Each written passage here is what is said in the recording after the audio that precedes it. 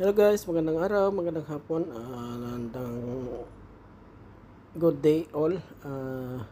Gagawa tayo ng chocolate bouquet na ang theme ay para sa Hajj. So ito, naglalagay tayo ng double tape na 1 inch. Ito ay merong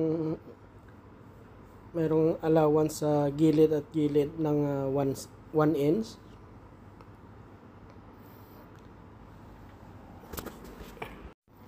Kasi yan po guys yung sasalo sa chocolate natin na ilalagay. So ayan, lagyan natin ng cellophane.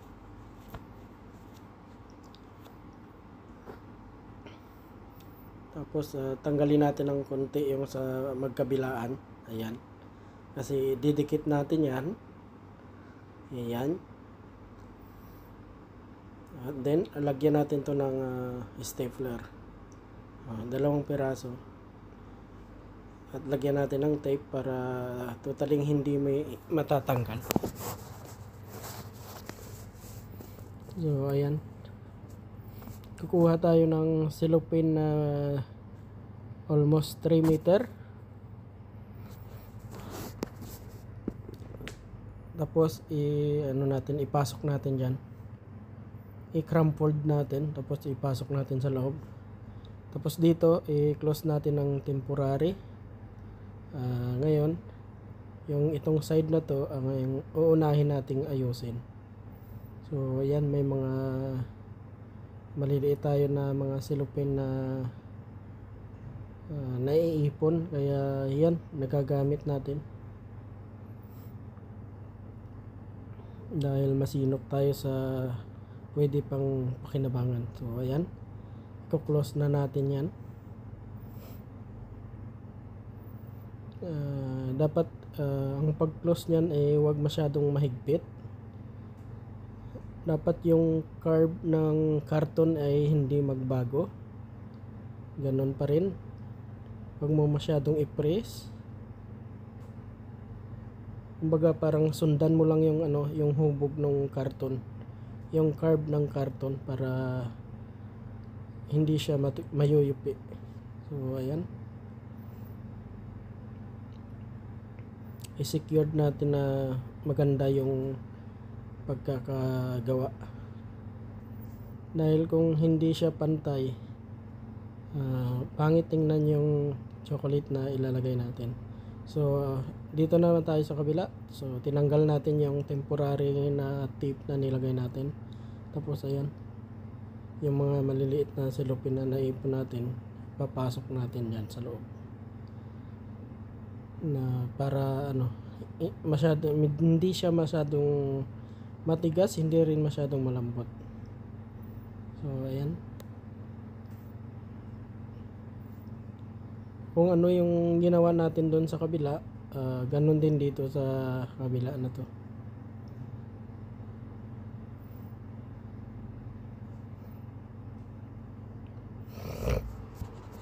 Ayan.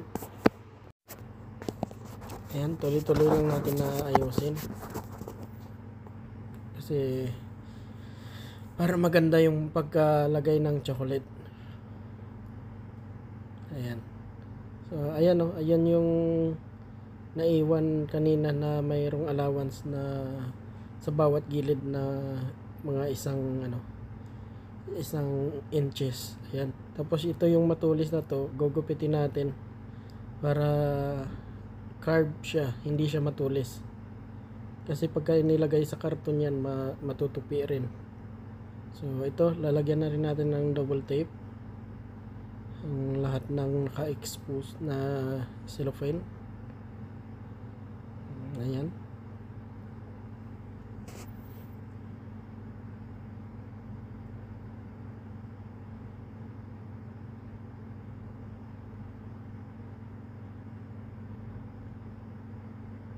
Magkabilaan, lagyan natin.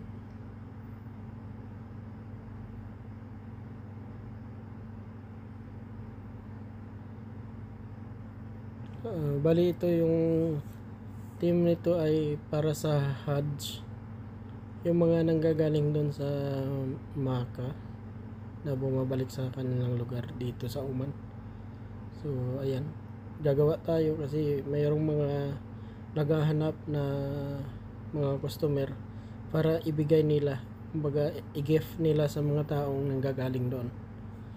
So ito, gumawa tayo. Bali 2 piraso lang to kasi medyo patapos na rin dahil huli na rin tayo gumawa dahil mahaba-haba rin yung holiday natin.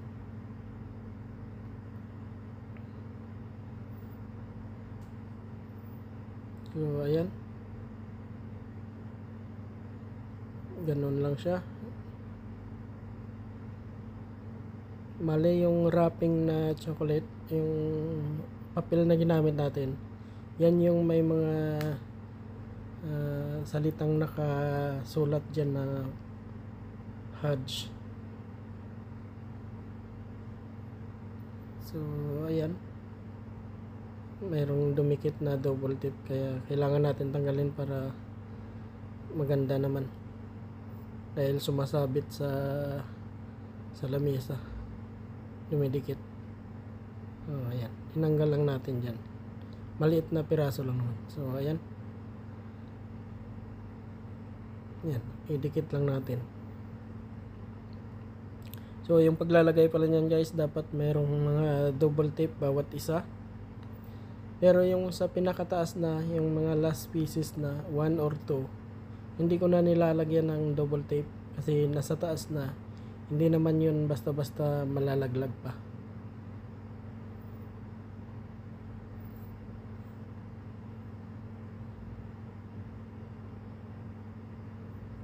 So ayan, ganyan lang pagkabilaan.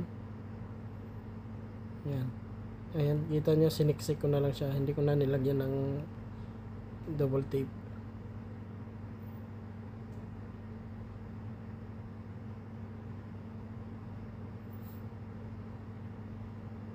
So ayan lang siya, a wafer. Tsaka ito yung nilalagay ko ngayon ay mixed nuts. Ayan, sinisiksik ko lang ito. Tapos ito cornflakes,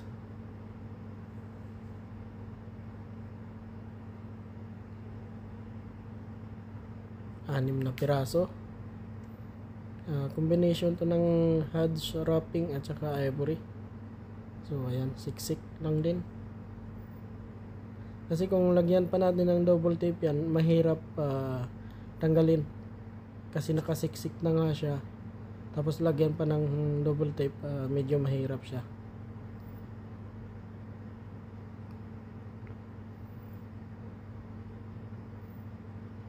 Ayan, siksik lang.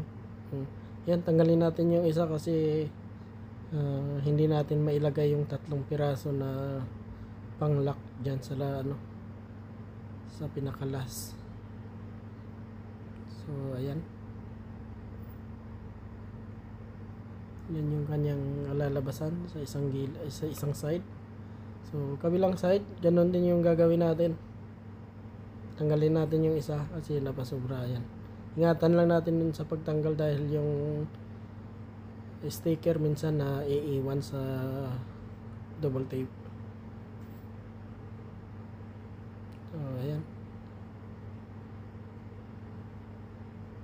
tuloy-tuloy lang yung lagay natin. Bali yung wafer dyan ay 9 na piraso. Tapos yung mixed nuts, yung nilalagay ko na to ay 8. Tapos yung cornflakes ay 6. At saka 5 na Rice Crispy at 3 Joy Cream. So ayan, tapos na yung mixed nuts lagay. Ito ay cornflakes. So 6 na piraso itong ilalagay natin.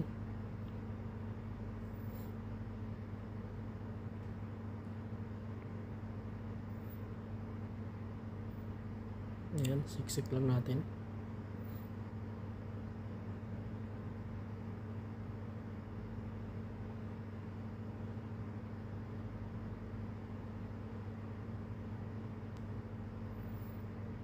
Ito, 5 piraso na Rice Crispy lalagay natin dito.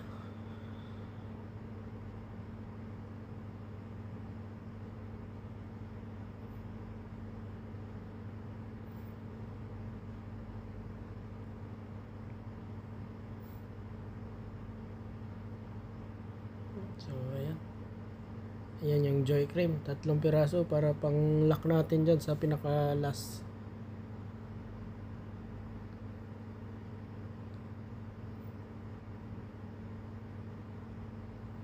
So ayan, bali tapos na natin ilagay yung ano, yung mga chocolate.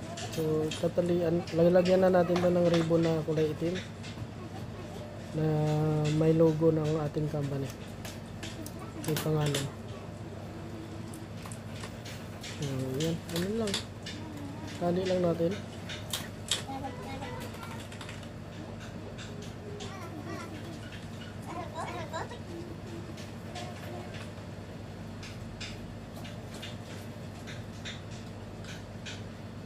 Ibuhol-buhol lang natin, 3 balik sa side by side,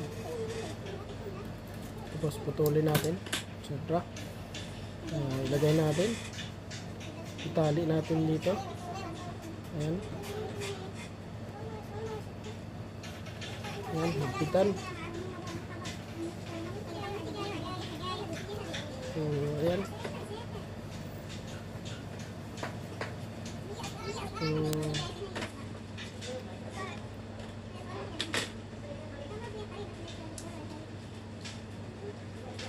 ayan guys, tapos na tayo dyan.